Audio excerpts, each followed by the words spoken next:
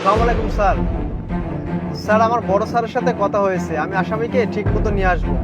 Sir আসলে কি ওই যে আমাদের সরকারি গাড়িটা নষ্ট হয়ে গেছিল, তাই পার্সোনাল গাড়িতে নিয়ে আসতেছি আসামিকে। ওকে ঠিক আছে স্যার, আপনি কোনো টেনশন করবেন না, আমি সময় মতো চলে আসবো। স্যার আমি অপরাধীকে ধরে ফেলছি স্যার। ওকে ঠিক আছে স্যার, আমি সময় মতো চলে আসবো স্যার। ওকে ঠিক আছে স্যার। ওকে ঠিক আছে, ফোন রাখি স্যার। আরে আরে আসামি পালিয়ে গেল। আরে সুবহান, আসামি পালিয়ে গেছে। আরে সুবহান তুমি উঠতেছো না কেন? সুবহান উঠো, আসামি তো পালিয়ে যাচ্ছে। কি বলেন স্যার? স্যার সরি স্যার, আমি একটু ঘুমিয়ে গেছিলাম স্যার, আমি খেয়াল করিনি স্যার। কিন্তু কখন, কিভাবে স্যার? আরে সুবহান তুমি এখন কিসের জন্য ঘুমাচ্ছ? আরে তোমার বাড়িতে যদি আগুন লেগে যায় তবুও তো তুমি টের পাবা না, আর আসামি পালিয়ে গেছে তুমি ঘুমাচ্ছ মানে? স্যার আমি তো ঘুমাচ্ছিলাম, কিন্তু আপনি তো জেগেছিলেন, আপনি কি করছেন স্যার? এই বেয়াদব, তুমি আমার মুখে মুখে তর্ক করতেছো মানে? মানে আমি স্যার না? স্যার যা হওয়ারটা হয়েছে, চলেন একটা কাজ করি, আমরা এখানে অযথা বকবক না করে, সময় নষ্ট না করে বাইরে গিয়ে খুঁজি, দেখুন। হ্যাঁ হ্যাঁ তুমি ঠিক বলছো, চলো আমরা বাইরে গিয়ে দেখি, তাড়াতাড়ি চলো।